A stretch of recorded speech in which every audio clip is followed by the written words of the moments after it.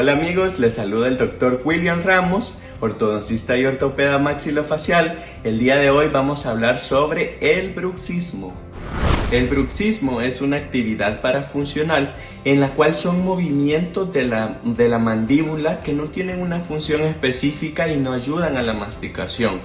Por esto dan lo que son el apretamiento y el rechinamiento de los dientes y por ende hay un desgaste, dolor dental y muchas veces sensibilidad de los dientes. También dolores articulares en la articulación temporomandibular, dolores de cabeza y dolores musculares. Es importante que el bruxismo puede ser durante el día o durante la noche.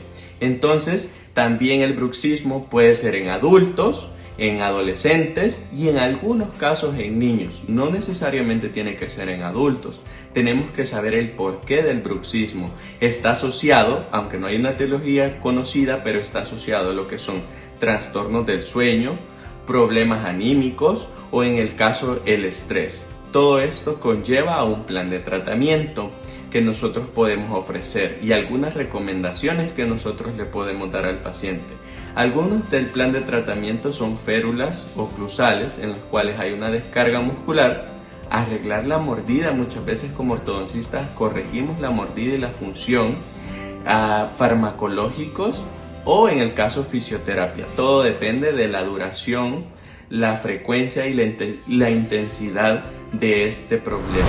Quiero aprovechar, desearles un feliz día del odontólogo a todos mis colegas en esta hermosa profesión y a seguir creando sonrisas. Muchas felicidades.